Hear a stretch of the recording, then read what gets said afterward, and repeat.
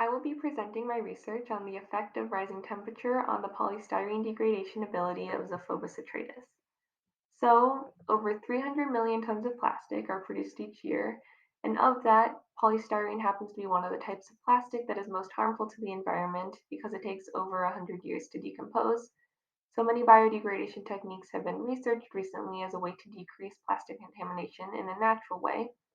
One of the techniques that has been recently discovered is the species Zophobos atreus, also known as superworms, and they have been found to be able to degrade polystyrene without causing any harm to themselves or to any animals that consume them. So there's been a lot of research on the effect that different factors have on the polystyrene degradation rate of Zophobos atreus. The goal of my research was to see whether higher temperatures, and specifically rise in temperature, affected the polystyrene degradation rate of Zophobos atreus, as climate change and rising temperatures, along with plastic pollution, are all pressing global issues. It seemed important to see how climate change might affect a possible plastic pollution solution. And so my hypothesis was that an increase in temperature would increase the rate of consumption of polystyrene by Zophobos atreus. My experiment lasted a total of 21 days.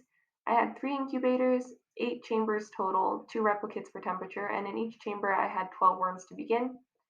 I had 2 controlled chambers that maintained a temperature of 25 degrees Celsius for the duration of the experiment, 2 experimental at 27 degrees Celsius, 2 experimental at 29 degrees Celsius, and 2 experimental that increased in temperature starting at 25 degrees Celsius and increasing by 2 degrees Celsius each week.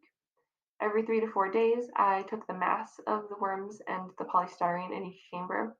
I counted the worms, removed any dead worms, and replaced the styrofoam in each chamber, and I ensured that the polystyrene was the only source of consumption for the duration of the experiment. I wasn't able to run any statistical analysis because, as I touched on before, I only had 2 replicates due to constraints of time and space available.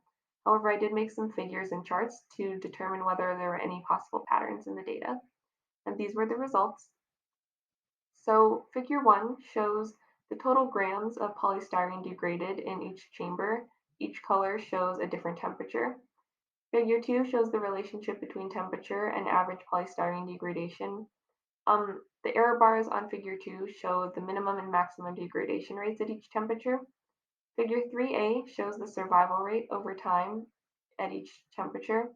And figure 3b shows the relationship between temperature and survival rate. And the error bars on this chart also show the minimum and maximum, however, of survival rate at each temperature. So as I touched on before, I was not able to assess whether the results were actually significant because I only had 2 replicates. However, there were also some other possible reasons as to why there was a lack of significant results. The first being that the increase and the differences in temperatures that I used may not have been enough to actually impact the Zophobos atreus. There is some past research done that has shown that higher temperatures and rising temperature does increase metabolic rate in insects and specifically in Zophobos atreus. However, the differences in temperatures that I used may not have been enough to actually impact this and produce this result and shock the Zophobos atreus enough. The cannibalistic tendencies of the Zophobos atreus could have additionally impacted the results. As they consumed each other, there was obviously less polystyrene degraded at that time. This could have resulted in different data collection than if they had solely been consuming polystyrene for the duration of the experiment.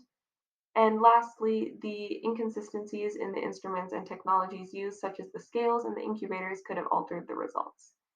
So future work with greater temperature differences, more replicates, and more precise tools and technology could help find whether rising temperature does significantly affect the polystyrene degradation ability of Zophobos atreus.